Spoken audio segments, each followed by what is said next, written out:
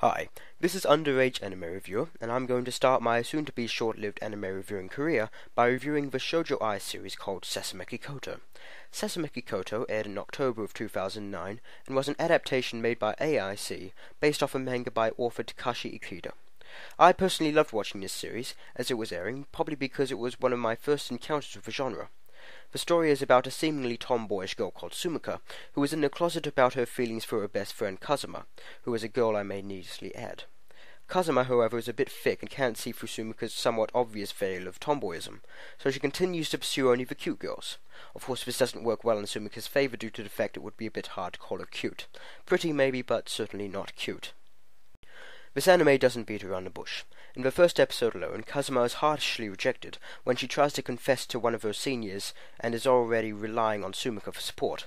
In the following episodes we are introduced to various other characters, including Tomoe and Miyako, the butch and cute lesbian lovers respectively, Kiori, who is probably the only straight girl in the show, and Akamiya, who has a rather interesting habit of being a cross-dressing idol. The episodes are initially about wacky lesbian hijinks, such as treasure hunts and signing people up for the girls' club.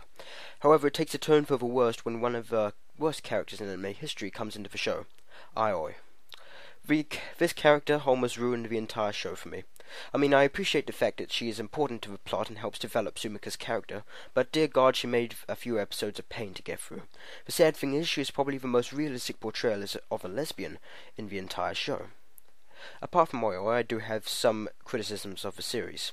The first of which being its pacing. You can tell when an episode is getting boring, because you find yourself eyeing up the timer more than you are the actual episode.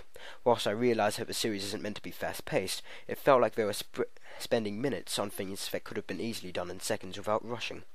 Don't get me wrong, it isn't up to the Bleach level of poor pacing, but a bit of a speed-up would have been nice. Apart from that, I also have a bit of an irk with the animation quality.